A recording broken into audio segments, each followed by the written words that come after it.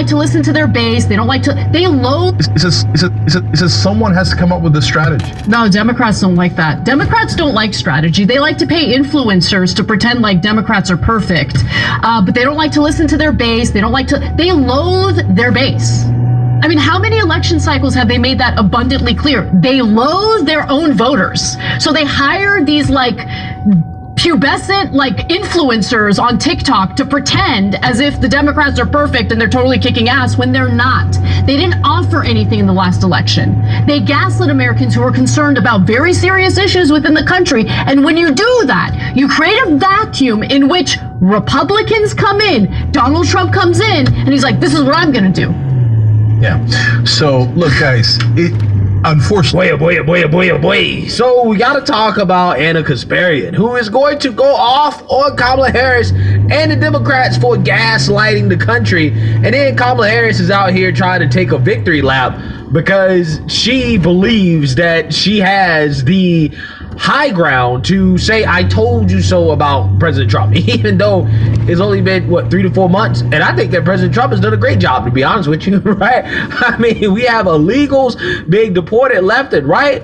All of the woke stuff has come to a complete and total halt, right? We're about to end the war in Ukraine, okay? We're currently ganging up on China. The economy is going to be a lot better when these tax cuts get passed. Tax cuts that are going to the middle class. And who knows? There are rumors out there that the administration could possibly think about taxing the rich in order to fund tax cuts for the middle class. Budget bill over tax and spending cuts. Fox has told Trump moved some potential no votes to yes votes. You've been meeting on Capitol Hill now for weeks, but House Freedom Caucus Chairman Andy Harris now says he's open to the creation of a 40% tax bracket for those earning $1 million or more. So, Mr. Secretary, are you planning on keeping taxes high, raising taxes for the rich in order to get the tax cuts like no tax on tips through? Maria, the negotiations are moving along quickly. I don't want to talk about anything that's in the bill. That it's crazy to negotiate and talk about specific things in a public forum. But I will tell you that the progress has been substantial, and I want to compliment Speaker Johnson, Leader Thune, Senator Crapo, and the Chairman Smith. Just so you know, the House has been working on their bill for almost a year, and in anticipation that we would be here. Leader Thune and Senator Crapo are moving this through the Senate very quickly, and with President Trump's leadership, President Trump is now weighing in with his preferred policies, and as you know, he is remarkably persuasive, especially when he speaks to Republican congressmen. all right, guys, if you've been injured in a car accident, you have to check this out. So I just got this. Yeah, so the reason why I bring that up is because it's going to be hilarious to see how Democrats attack President Trump if they actually create a new tax bracket for people making over $1 million a year in order to fund tax cuts directly to the middle class, right? Democrats all of a sudden are going to be out here defending the rich, right? Just like they're boo-hoo-whining and crying about the rich losing some money in the stock market, right? Ain't it funny how that works? And no, I am not pro-taxing the rich, okay? I'm for tax cuts for everybody. But if they have to raise taxes on the rich in order to give tax cuts directly to the middle class, not handouts, but tax cuts, then hey, I guess it's tolerable, right? It's a tolerable thing. Okay, I'm just saying that for Democrats, the Trump derangement is going to make this a very, very, very awkward thing to come out against. Just like it was very awkward for Democrats to defend Joe Biden, who clearly was mentally declining in front of the world. And now all of a sudden Democrats are coming out and telling the truth that no, what you saw was not a cheap fake, right? It was not a right-wing conspiracy theory. It was actually Joe Biden falling apart, okay? And reporters like Chuck Todd, who is now independent after basically getting fired from NBC and Meet the Press, he admitted that, yeah, the liberal media basically did not want to report on Joe Biden's mental decline due to the fact that they didn't want to help Trump win. This is what this guy admitted on Piers Morgan's show. Take a look.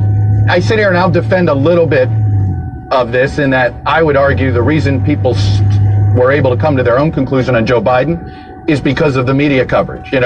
Look, we were subtle. He's using the back staircase. He's not using the front staircase. Hey, he's not doing any interviews. So there was this reluctance to draw the conclusion to say, is he not doing this? And that I agree with. That was held back a lot. I would argue it was also held back a lot back in the late 80s when it was clear Ronald Reagan wasn't necessarily running everything in the White House. Whether you want to call it decorum, whatever you want to call it, look, there were plenty of members of the media. I remember David Ignatius in the Washington Post, plenty of individual people questioning whether he should run. I certainly questioned whether he should run. You didn't understand, there was some of that. But I understand the argument about the collective on that front. The only thing I can chalk it up to is this, whatever you want to call it, this fear that some members of the media had sometimes that they would be perceived as helping Trump if they somehow diminished Biden, right? That it was some sort of zero-sum game. Mm-hmm. And I think this has been the fundamental mistake that many members of the traditional press have done. Yeah. So again, they're admitting out loud that yes, we gaslit the American people on Joe Biden's mental condition, which was just one of many things that the Democrats gaslit America on. And again, that is a part of why Anna Kasparian is so upset with Kamala Harris coming out here and saying, I told you so, very prematurely against President Trump, because one of the reasons why she lost is because of the gaslighting from the Democrat Party. And the fact that she's coming out here and saying, I told you so, despite just losing in the election. Again, a lot of people are just pissed off, right? It's not rubbing people the right way. So without further ado, let's go ahead and get into this. We are seeing organizations stay quiet. We are seeing those who are capitulating to clearly unconstitutional threats.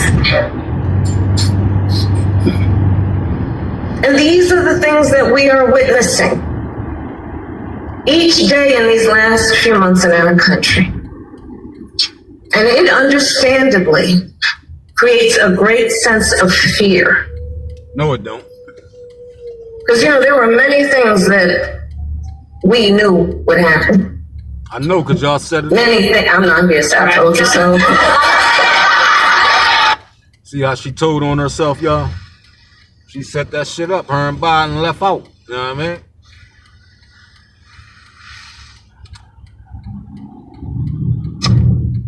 mean? Go off on her ass. I'm just going to go to you because, no, I'm going to say it. That's right.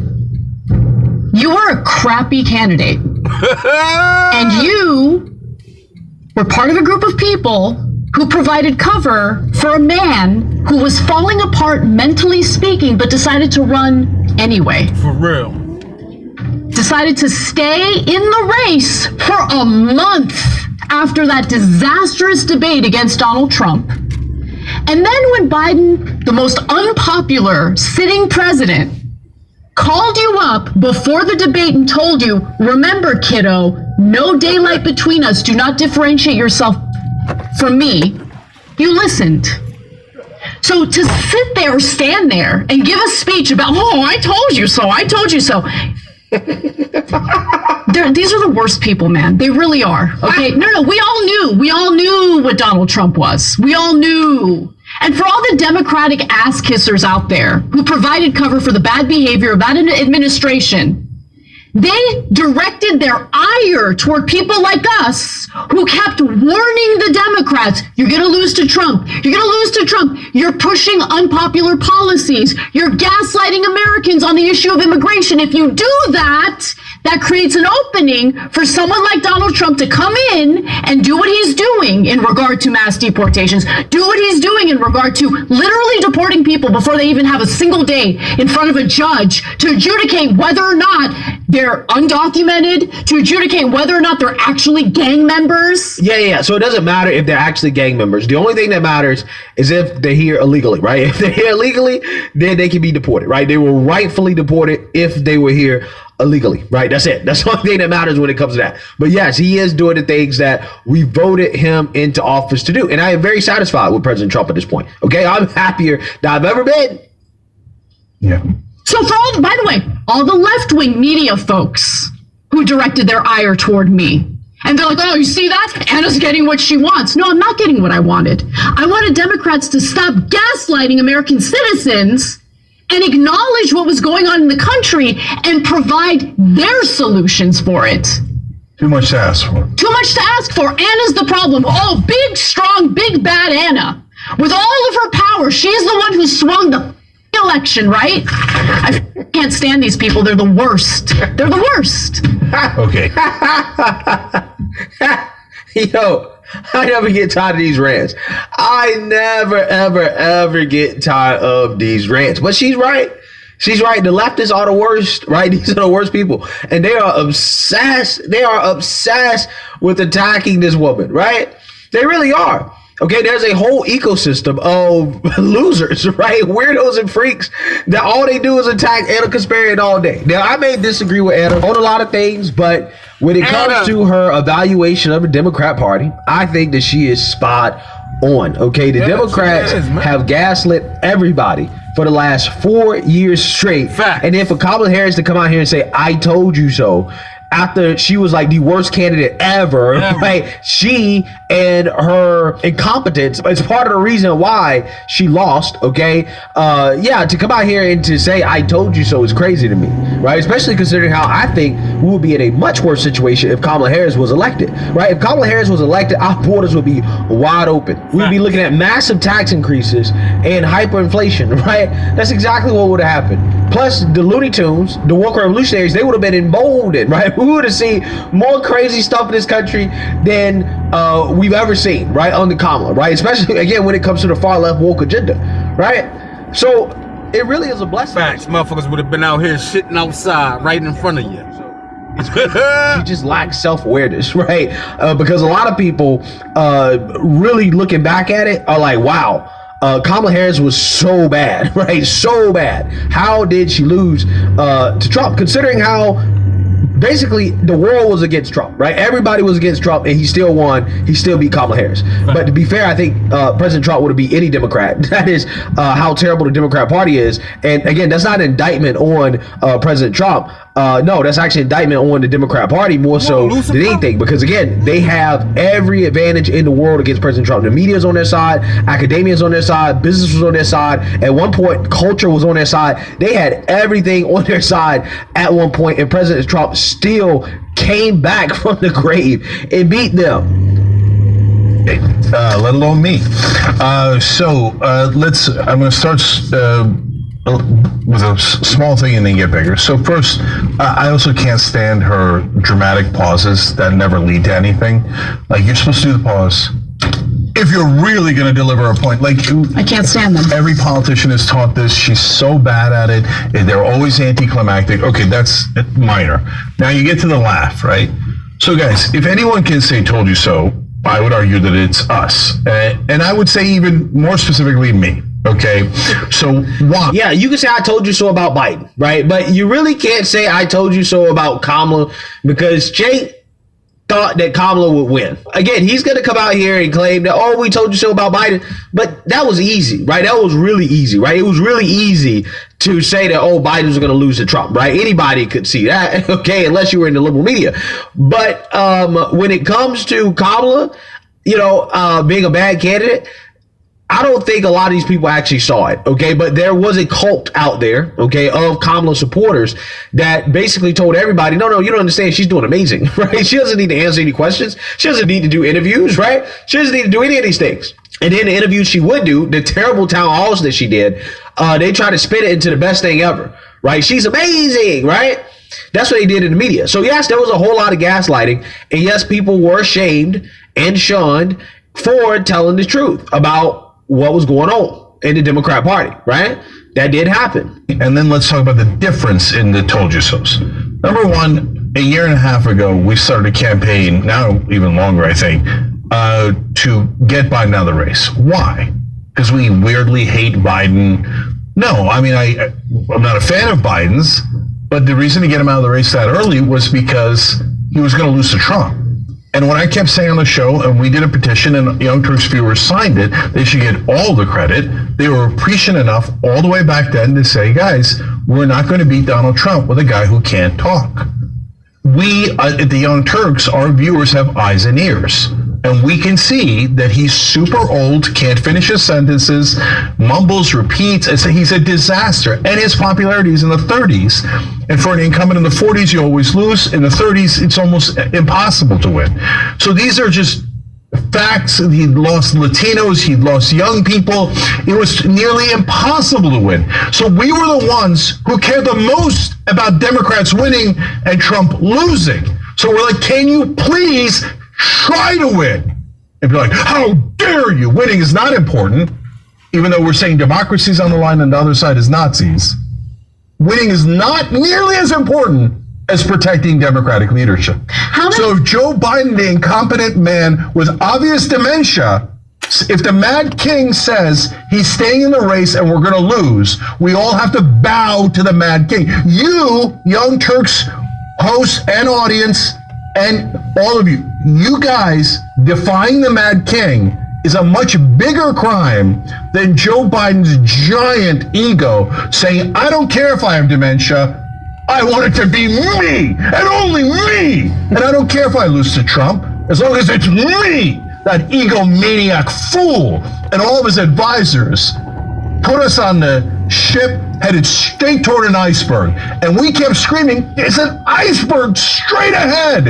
And they would yell at us, oh, look at these guys warning about an iceberg. All right, so Democrats hate democracy, right?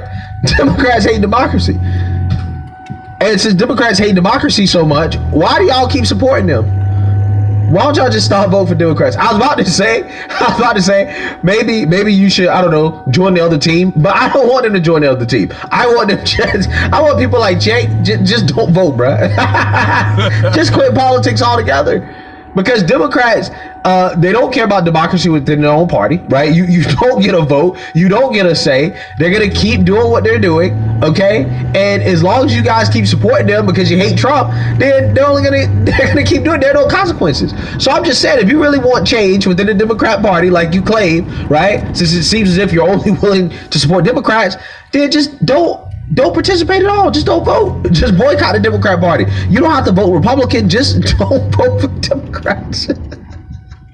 If you know all this, how can you turn around and continue to support the party, right? At least in the Republican Party, you can say what you want. There is democracy, right? There is democracy. Okay, they definitely didn't want Trump to win in 2015/2016, but he still won because we have democracy. Can't say the same thing about Bernie and the Democrat Party. Can't say the same thing about them. Fault, you created the iceberg. No, we didn't. You incompetent fools. Then what did we say? Once Biden finally dropped out and we were 100% right, we said do an open convention. Please do an open convention. Obama and Pelosi didn't endorse Kamala Harris. They didn't endorse because they know she's a disaster. Biden did endorse because he knows she's a disaster and he wanted her to lose so he could say his version of I told you so. My career is so much more important. As we yeah, so you see that, you heard that, okay? Hey, like I said, I don't understand how you are one of these people on the progressive left. You know that this is how the Democrat Party operates, right? You know they're full of it, okay? Why do you continue to support them, right? Stop supporting them. Stop voting for them. Okay, I'm not saying you got to vote Republican. In fact, I don't want you to vote Republican because you might vote for a liberal. Right. So just quit politics, right? Just don't vote, right? Just say, you know what, I'm bowing out, okay? Because Democrats don't have any solutions, right? They don't have any solutions. But who knows? It seems as if the progressive base of the Democrat Party, they could possibly take over, right? But at the same time, it also seems like they want Kamala, right? Kamala is the front runner right now for 2028. So we'll see, right? If Democrats rerun Kamala their again, Divine Nine sister. I think they're going to be disappointed. Their Eastern Star sister. Right? We exposed the motherfucking elks, y'all. So we done cracked the code on the motherfucking Freemasons, the Eastern Stars, and the elks. And the 15% of Negroes that I was talking about are in those organizations. Ladies and gentlemen, giving all their energy to Lucifer. You understand what I'm saying, peoples? We went and got the facts, goddammit. Don't let them tell you otherwise, because they're going to tell you that, oh no, we don't follow that, goddammit. Tell them this, ladies and gentlemen. Were you born in the 1800s, goddammit, when all this shit was getting created by a bunch of Nazis, if you want to call Donald Trump Hitler, goddammit, y'all following a bunch of Nazis to your own goddamn demise, like they said in your scriptures. The blind lead the blind, y'all all end up in the ditch. It's black evil. You understand me? The curse of Ham on you niggas. The curse of the Eastern stars on you niggas. You understand what I'm saying? And they are still engaged in these Luciferian-like activities, ladies and gentlemen. They are still engaged in these Luciferian-like activities coming from the African-American community. And that's why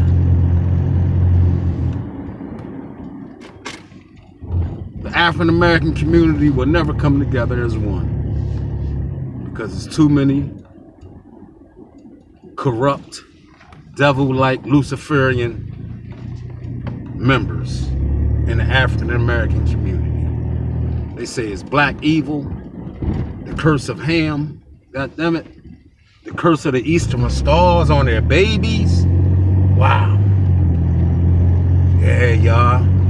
Shit get deep. And they out here defending once again that broad Kamala Harris. They're gonna try to hold on to Kamala Harris as long as they can. She lost by a landslide. God damn it. Shit. I'm glad she lost by a goddamn landslide. God damn it.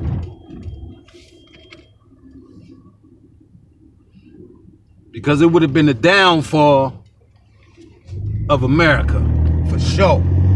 We already see they was destroying it slowly but surely.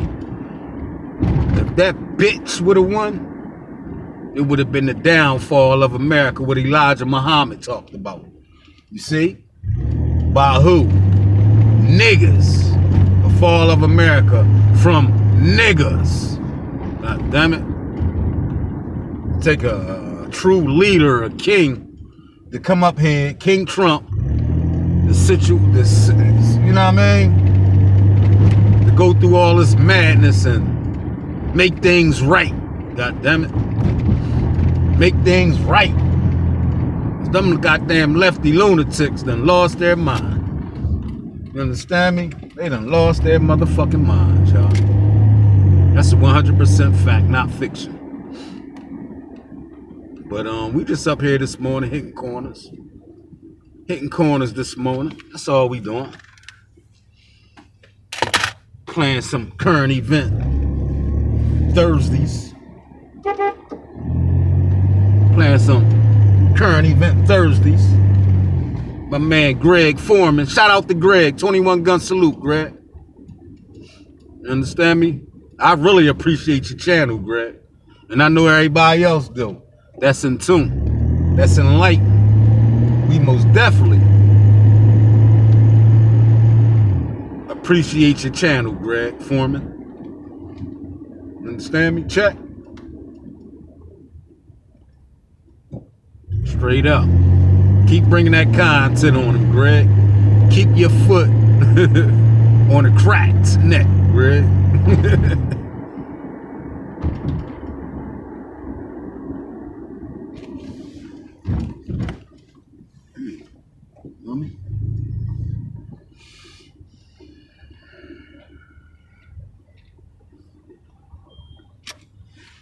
What we gonna get into?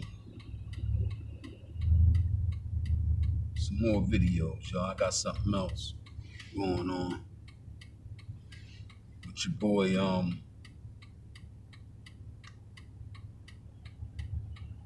Terrence Howard. Let's see. See what he said about the Diddler party. A bunch of them niggas was involved. Alright, this how we gonna do this, y'all.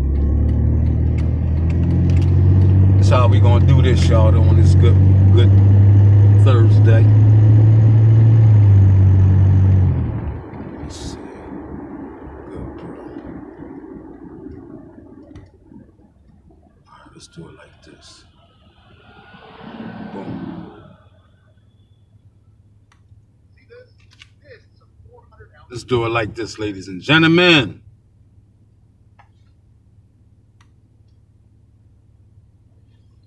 This isn't one of those Hollywood horror tales where ghosts haunt old studios or cursed scripts destroy careers. No. What you're about to hear is something much darker, something real. It's about power, silence, and what really happens behind the closed doors of the rich and famous. You've heard the rumors. You've seen the clips. Celebrities talking in riddles, breaking down on live TV, disappearing for months, only to return acting different. People joke about secret parties, but no one ever tells you what really goes on inside. Not unless they've seen it. I have. And what I saw during spring break last year, it changed me. It changed all of us. We were just college kids chasing a dream, chasing a night we'd never forget. And we got exactly that. So, consider this your warning. Because once you hear what happened, you won't look at fame the same way again. This is the story of the night we went to Diddy's party and saw Terrence Howard there. Spring break in LA, that's all it was supposed to be. Me, Simone, and Jada, two of my closest friends since freshman year, had been grinding nonstop. Finals, jobs, internships, life had been heavy. So when Simone's cousin offered us her apartment in Koreatown for the week, we jumped on it. We weren't rich, we weren't influencers, just three college kids from the East Coast trying to get a taste of the good life for a few days. And at first, that's exactly what it was. The palm trees, the beaches, the parties with rooftop DJs and overpriced drinks. We hit up Venice, took selfies at Runyon, even snuck into a hotel pool downtown. It felt like we were in the movie, living the kind of life people only post about. But LA has this strange energy to it. It's beautiful, yeah. But behind the beauty, there's this quiet thrum, like something's watching, like the city's smiling at you, but not with its eyes. Simone felt it first. You notice how everyone out here is pretending? She asked one night. Like nobody really looks happy. It's all just for the camera. She wasn't wrong. Even the parties felt off. People laughed too loud, smiled too hard, took videos of themselves dancing, then dropped the act the second the phone was down. Like it was all just a role. But we didn't care. We were there to have fun, not to psychoanalyze the city. That's why when we got invited to the real party, we said yes without thinking. It was our third night in LA. We were at a bar in West Hollywood, chill, dimly lit, filled with people who looked like they stepped off magazine covers. Jada, being Jada, struck up a conversation with this guy at the bar. Mid-40s, bald, gold chain, all black suit. The kind of guy who didn't say much but had presence. 10 minutes later, she came back with a look on her face like she just found out she was cast in a movie. Y'all, we just got invited to Diddy's house. Simone blinked. Stop playing. Deadass. He gave me the address. Said we need to be there by midnight. But there's rules. No phones, dress nice, and don't ask questions. We all laughed. It sounded fake. Like one of those too good to be true Hollywood stories people make up on TikTok. But Jada was dead serious. And when we looked up the address, it was in Beverly Hills. A real mansion. Gated, private. Like something out of a rap video. I should have listened to that little voice in the back of my head. The one that said it was all too perfect. But we were high off the vibe. The adventure. The idea that maybe, just maybe, we were about to step into a world most people only dream of. We went home, changed, and called the Uber just before midnight. As the car climbed into the hills, the city lights spread out behind us like a glittering ocean. Jada kept fixing her lip gloss in the mirror. Simone sat quietly, looking out the window, eyes sharp. Me? I was just trying to play it cool. But deep down, something didn't feel right. We got dropped off just past midnight. Word the entire ride up the canyon. No music, no small talk. Just silence and winding roads, the city getting smaller and darker behind us. When we reached the address, there were no flashing lights, no lines of people waiting to get in. Just two tall iron gates that opened as we approached, like they were expecting us. A man in a charcoal suit stood at the entrance. No smile, no introduction. He looked us over from head to toe, then nodded once and said, "Phones." We handed them over, hesitating. He dropped them into a black velvet pouch, sealed it, and handed us a claim ticket like it was dry cleaning. "Follow the lights, don't wander." Then he turned and walked away. We looked at each other, unsure. But the gate was already closing behind us. The driveway was lined with tiny flickering lights embedded in the concrete, like runway markers. The mansion at the end rose out of the darkness like a monument. Sleek black glass and concrete. No windows. No sound. No one else was arriving. That's when Simone whispered, "Why does this feel like we're walking into a museum? Or a tomb?" Jada shushed her, but I felt it too. The silence. The air. It was too still, like the night was holding its breath. The front doors were already open when we reached them. No one greeted us. Just a long hallway glowing with soft red lighting, stretching out like the inside of a high-end art gallery. The music was low. Not even music, really. More like ambient tones. Deep, vibrating bass. Like the kind of sound you feel in your chest but can't hum. There were people. Like the kind of sound you feel in your chest but can't hum. There were people. Gorgeous. Well-dressed. Silent. Mingling without speaking. Sipping drinks that didn't seem to come from anywhere. They moved slowly. Deliberately. Like they were in some kind of trance. We walked in, trying to act like we belonged, but instantly knew we didn't. The vibe wasn't wild. It wasn't fun. It was controlled. A slow-motion dream we couldn't wake up from. Someone handed us drinks on a tray. Clear liquid. No label. Jada grabbed one immediately. I hesitated. Simone didn't touch hers at all. "Just one," Jada said, nudging me. But Simone leaned in. "Watch the crowd. Nobody's drunk. Nobody's dancing. That's not a party. That's a performance." She was right. Every face around us wore the same empty, frozen smile, like they were waiting for something. Like they were all in on some secret. And we were the only ones who didn't know the rules. That's when I saw him. Across the room, by a floor-to-ceiling window that looked out over the city. Terrence Howard. Not on a stage, not performing, just standing there. Alone. He looked exactly how he does in interviews. That smooth but strange energy. Like he was thinking 10 thoughts at once. But there was something else, too. A weight in his shoulders. Like he was tired of carrying something he couldn't put down. Jada grabbed my arm. "Yo, is that who I think it is?" Before I could answer, he turned and locked eyes with me. Not with all of us, just me. And in that moment, I swear to God, it felt like he recognized me.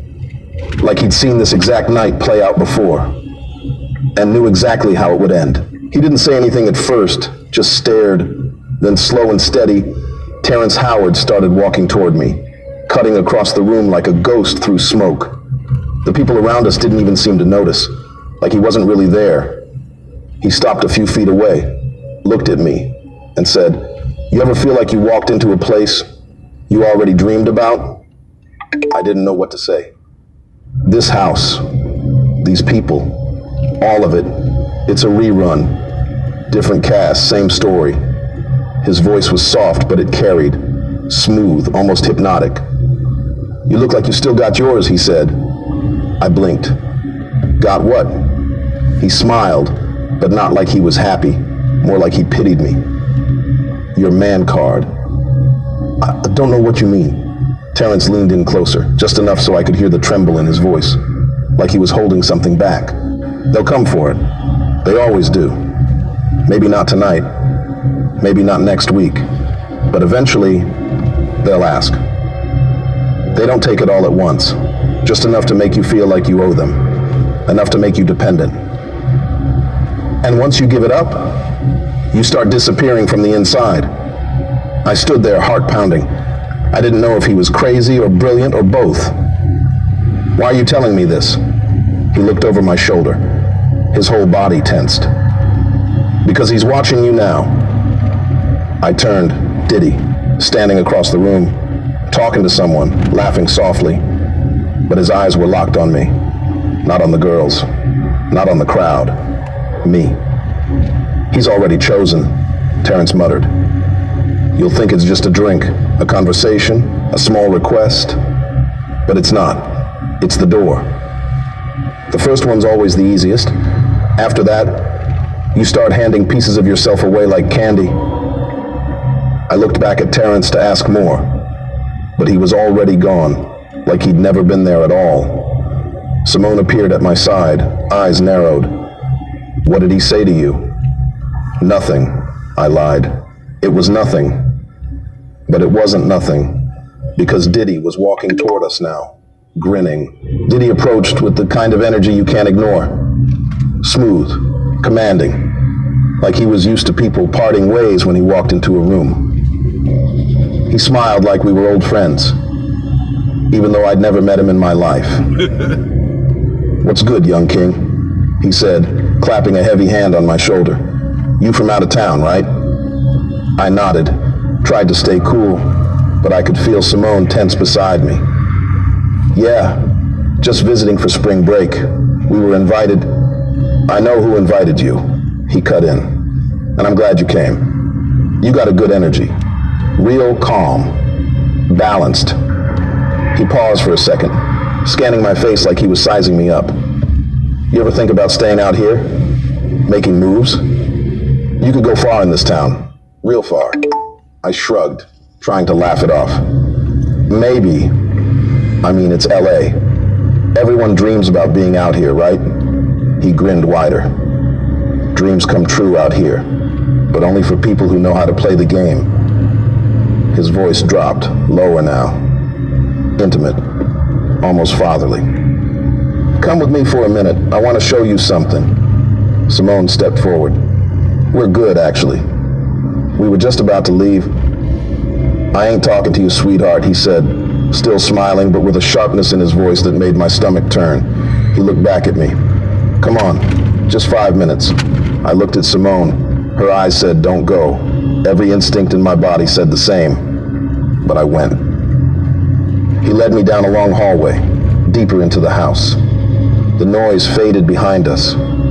Or maybe it just got absorbed by the walls. The further we walked, the darker it got. The lights turned red. Diamond noise. Intimate. At the end of the hall was a black door. He opened it. Inside was a small lounge. Low lights, leather furniture, mirrors, and something else. A presence. He gestured for me to sit. You got a lot of potential, he said, pouring 2 drinks from a crystal decanter. But potential don't mean shit if you ain't willing to give something up. He handed me a glass. I didn't take it. What is this? He laughed, low and calm. Just a drink, my guy. Chill. Don't be scared. But I wasn't scared of the drink. I was scared of what came after it, because I could feel it, in my bones, in my blood. This was the moment Terrence had warned me about. It wasn't a drink. It was a test. The first offer, the first yes. The first piece of myself I'd have to give away. I stared at the glass. It looked normal. No strange color, no weird smell. Just a clear, expensive-looking liquid in a cut glass tumbler. But everything about it felt wrong. Diddy was watching me. Not with curiosity, but with expectation. Like he already knew what I was supposed to do. Like he was just waiting to see if I'd break. You know, he said, swirling his own glass without drinking it. Everybody who ever made it in this town, they've been right where you are. Right here. He leaned back, smiling, eyes locked on mine. You want to be great? You gotta let go of the small version of yourself. The one with doubts. The one that's scared to take risks. This? He nodded to the glass. This is just the start. A little trust, Why would you a little block the openness. goddamn thing, man? I didn't say anything. I could feel my throat tightening. My skin itched.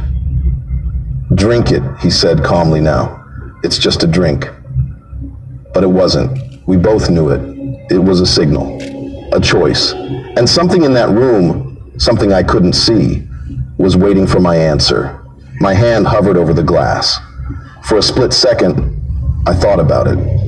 About how easy it would be to just say yes. Go with the flow. Become part of the machine. Maybe I'd end up famous, rich, untouchable. But I remembered Terrence's face, the weight in his eyes. And I remembered Simone, standing in the main room, watching me disappear down the hallway, with that same look my mom gave me the first time I almost got arrested in high school. Like she knew she might never get the same version of me back. My hand dropped. I'm good. The words felt heavier than they should have. Diddy's smile didn't fade, but it hardened. His eyes lost their warmth. You sure? He asked. This door don't open twice. Then I guess I'll keep the one I got. Silence. Thick, suffocating silence. Then he laughed. But it wasn't friendly. It wasn't funny. All right, he said, standing. Your call. He opened the door. Go back to your friends. But the tone had changed. I was no longer a guest. I was a disappointment. And in that moment, I knew exactly what Terrence meant. Because when you don't play the game, when you say no, they don't get angry. They get interested. Like they want to see how long you can survive without them. Like they start watching. I didn't go back to my friends. Diddy didn't let me. The hallway didn't lead back the way I came. I turned around, and the door we'd walked through was gone. Just a blank wall of matte black concrete. I spun around, heart thumping, breath quickening. He was still there, calm, collected, unbothered. I tried the soft approach, he said, stepping forward. But you're one of those thoughtful types. Think too much. Gotta feel it to believe it. Where's the exit? I asked. He chuckled. You think this house got exits? Then he pointed down another corridor. This one narrower, darker. A long black hallway that seemed to shrink the deeper it went. Come on, you came this far. I should have run, but I didn't. Maybe I thought I could talk my way out. Maybe I thought I could see where the trick was. Still pretending this was just a Hollywood mind game. Some twisted initiation ritual. But as I followed him, something changed. The lights overhead dimmed. The air got thick, heavy, like walking through syrup. The hallway pulsed with low vibrations, like there was something alive beneath the walls, breathing. We stopped at a single steel door, deadbolted from the outside. Diddy looked at me, more serious than he'd been all night. You keep looking at me like I'm the one you should be scared of. He placed a hand on the bolt, unlocked it. I'm just the handler. Handler for what? He opened the door. Inside was nothing. Just blackness. A darkness so deep it wasn't just absence of light. It felt like it ate light. The air turned cold. Not breeze cold, deep freezer cold. I could feel it crawling under my skin into my chest. I was about to speak when I heard it.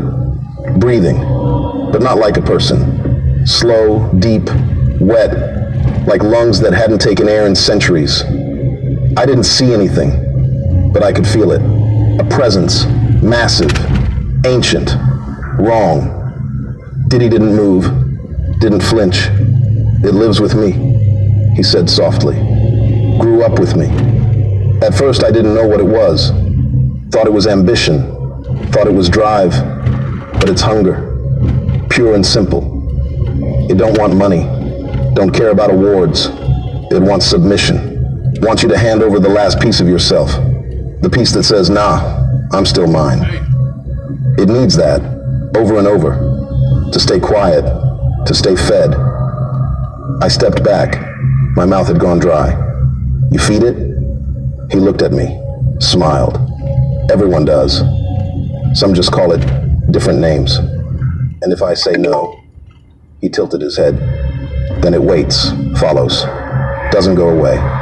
You'll hear it, feel it, in the moments you're alone, when you doubt yourself, when your back's against the wall. He nodded at the dark room. You'll remember this place. You'll remember me. And one day, you'll wish you said yes. I turned to leave, but the hallway behind me was gone, swallowed by shadow. He stepped closer, put a hand on my shoulder, and his voice dropped, almost kind. This is the part where you stop being a boy, where you give it over like the rest of us did. Just once. That's all it takes. So I'll ask you again. He turned toward the darkness. The air shook. Something shifted in that black space. Something moved. And then I asked him, when do you do it? He grinned. That same cold, charming grin. Whenever it gets too hungry. Whenever I feel like I'm slipping. That's when I feed it. That's when I take a man's card. I don't remember how I got out. Not clearly. 1 second I was staring into that room. Into that living, breathing absence. And the next, I was outside. Standing barefoot in the middle of a cul-de-sac. No phone. No jacket. Just me, under a sky that looked unfamiliar. The mansion was gone. Not like I walked away from it. Like it never existed at all. Behind me, there was just a tall hedge. No driveway. No gate. No house. I stood there for a while, trying to catch my breath, trying to slow my heartbeat, but my body wouldn't listen. Something inside me was still screaming. I wandered until I hit a main road, found a gas station, borrowed someone's phone, called Simone. She answered on the first ring. Where the hell are you? I didn't even know how to respond. They'd been looking for me. Jada was crying. Simone had almost called the cops. They'd waited outside the house for an hour. Then just like that, the gate shut, the lights went off, and no one answered. They thought I left with someone. I wish I had. When I got back to the apartment, nobody said much. I didn't tell them what happened. I couldn't. How do you explain something like that? How do you tell people there's a monster in the hills, a real one, and it's not under anyone's bed? It's behind a suit, a name, a face you've seen a million times on TV. For the rest of the trip, I was quiet, barely ate, barely slept. Every time I closed my eyes, I could still hear the breathing, still feel the air turn heavy and wrong, still see the way Diddy looked at me in that hallway, not like a person, like a predator who knew I was still within reach.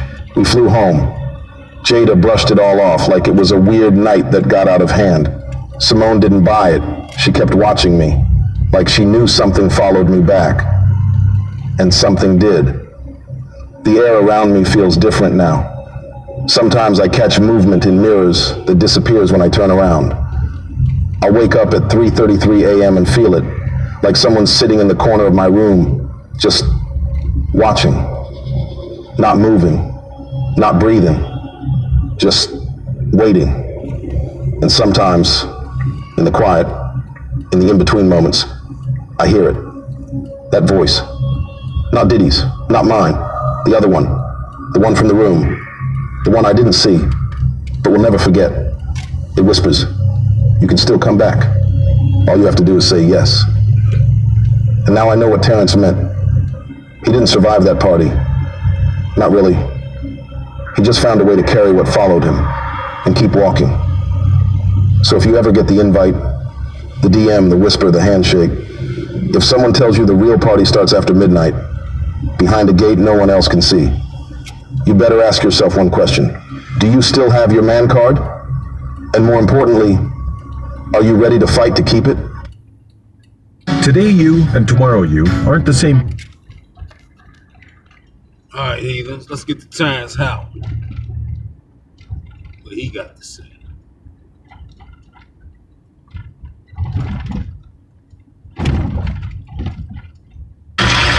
Most people are too lazy to do this, but it saves homeowners a fortune. I've worked in construction. It's always been pushing through. Like, if, there's a short life in. Why do you think that is with the creative side? Well, because losing out money, you got to take drugs. You're going through so much shit to try and deal with life.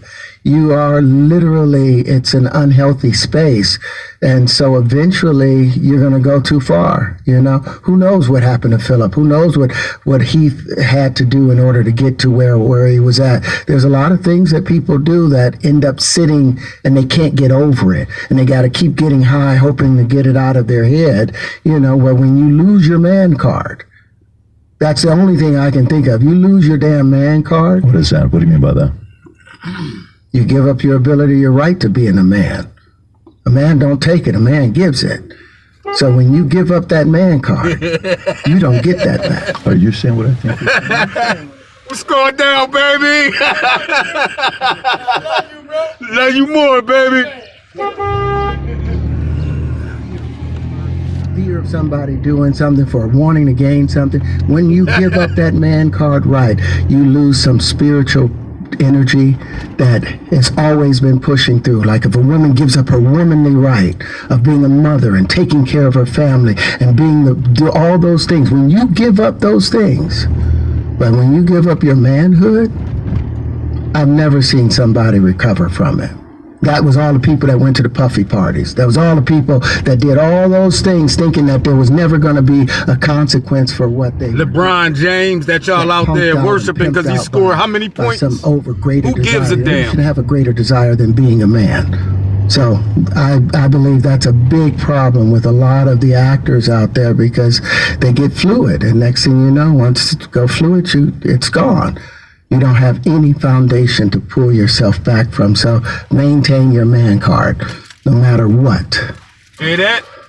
Man, I mean, one of the things you're seeing, you went to a whole different place. Sorry. No, I get it. So you see some guys struggling with that. You see Bieber struggling with that. You see some of these guys struggling with that. They can't get it out of their head. They can't get it out of their head.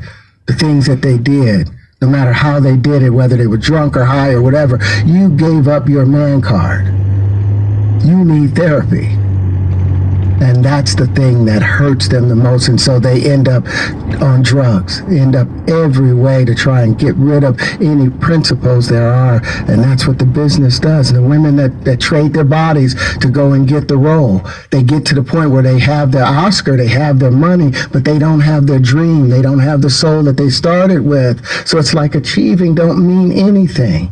If I get all the Nobel Prizes from doing all of this, but in the process I have to trade out all of my integrity to do it so that they can stay in place, what benefit is that if I lose my integrity? You got to go in as a principal. And what we were brought in here as men. We produce 1,500 sperm per heartbeat for a reason, because the aggression is necessary. You don't trade that in, no matter what. Facts. Did you ever have the opportunity where you got invited and you said no to it? Hell yeah. What was the consequences when you said no? Puffy invited me for weeks, asking me to come and teach him how to, he wanted me to be his acting coach for a while. Go there and he's sitting around just looking. I'm like, okay, what's the material you want to work on? He's just looking at me. Then next thing you know, okay, hey, will you help me? I want to hear your music. So I come over there and I play the music. And he's sitting there, just looking at me, like waiting. Okay. So then my assistant was like, he wants to hang out with you next week. And I was like, for what? He's like, I think he's trying to fuck you. That's what my assistant said. And I was like, oh, okay. Now I get it. So now no more communication. Now you know to be hands off with somebody. A number of producers come in to make the approach, and you threaten to punch them in the mouth, or threaten to knock their head off for talking to you or looking at you like you're a woman. When you approach a real man about his masculinity, you're going to get a real reaction back. Facts. It's a difference when a guy walks in a room and when a man walks into a room. Facts. And a man don't take the same things that a guy will accept. Facts. So always be the man in the room. Facts. And that's always been my whole thing, and have lost businesses because I don't bend over in that way. I don't compromise. I don't play gay roles. I don't kiss a man. I don't do that shit because the man card means everything. Facts. I had no idea we were going to go this direction with the podcast. This is absolute. But listen, we've talked about it. We've had a lot of the guys on to talk about this stuff. Are you done with Hollywood? Because no, I mean, I'm still working. I still, I haven't made the money necessary to do all of the other stuff. So I still have to go and do the Chitlin circuit. I still have to do the job that I need to. But eventually, I've done what I set out to do, which was to redefine the universe. I've proven what I've set out to do, and that's why I have all the patents. Whether they evaluate it or not, that's up to them. But I've done the work and finished it. Now I can go on and do whatever else we need to do. Hi everyone, my name is Terrence Howard. I'm an actor, but in the field of science also. So if you would like to connect with me, you can connect with me on Connect. The QR code is down below, and let's have a great conversation. If you enjoyed this video, you want to watch more videos like this, click here. And if you want to watch the... Very powerful. Now they threatening the young man. They threatening you now. Cause you exposing their fuckery.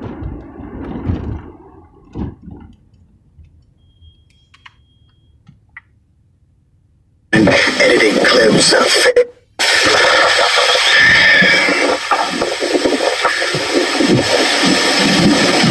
Listen, before y'all talk about me, y'all need to talk to me. You see, once upon a time, if a man questioned another man's honor, he didn't do it from the shadows. He had to do it out in the open, with his name, his chest out, and his chin high.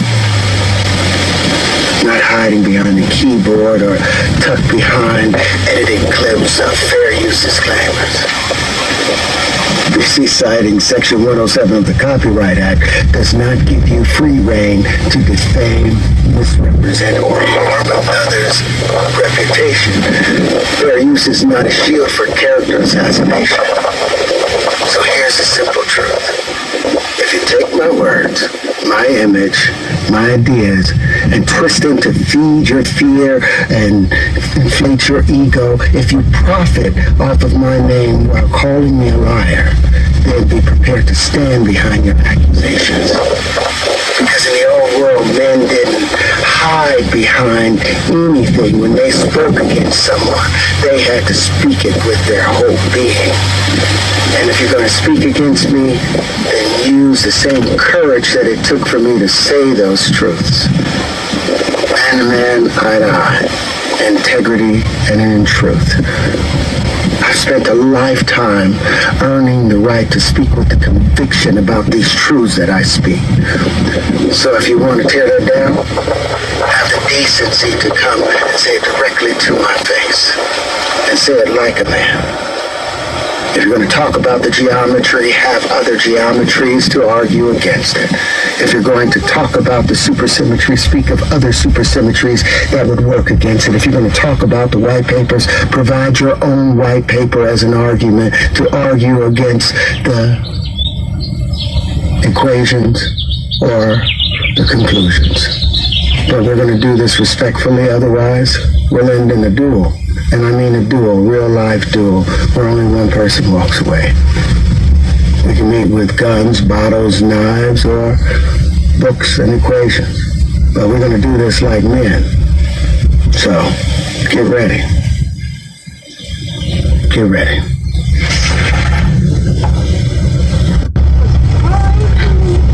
Wait a minute.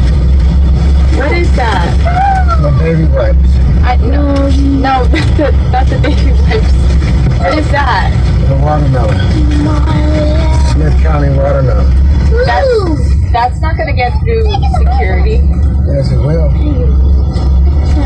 You can take an orange or an apple or a grape through. You can take fruit. Excuse me? Made it. Everyone, how you doing? This is the next phase in eating a good watermelon, especially a Smith County watermelon. If you get the seeds, you have to first clean them and then put them in some water, room temperature water. The ones that sink to the bottom is actually the viable seeds. The ones that sink to the top, they say aren't viable, but I still...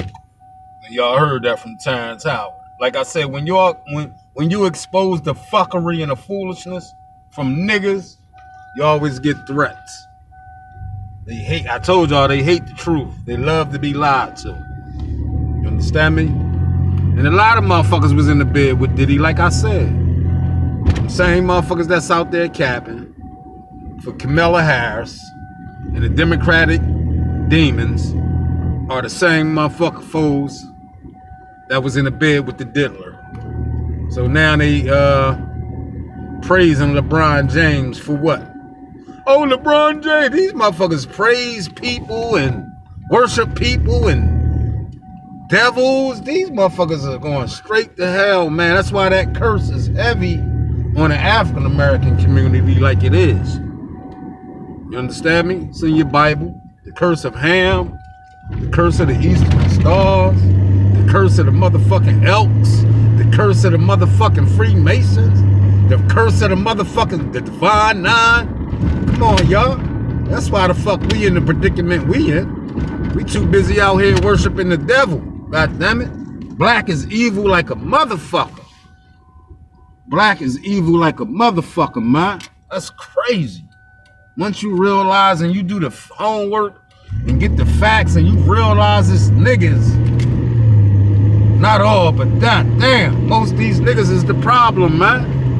It's a fact, man. The problem come from niggas, man. The most, and not all, but most of you motherfuckers is racist, man. I've been in that black power shit, that red, black, and green revolutionary shit. We wasn't even that fucking racist in the organization. You understand what I'm saying? You niggas, you Luciferian worshipers, man, is fucking bugged the fuck out. Like literally bugged the fuck out, man. It's sad, bro. It's sad, bro. That y'all sold your soul, man. Most definitely sold their soul, man. And that curse going, like they said, that curse gonna always be on the black African American community, man. As long as we got these Negroes out here capping, man, we ain't coming up.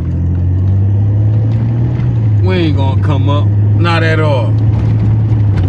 Real, man, these niggas is wicked and evil, man.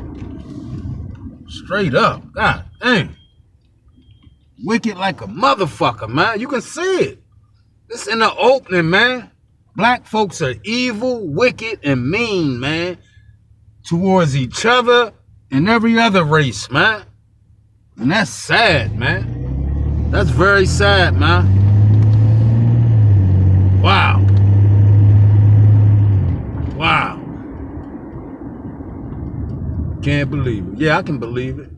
Niggas been sellouts, man. From slavery, you heard? From fucking slavery.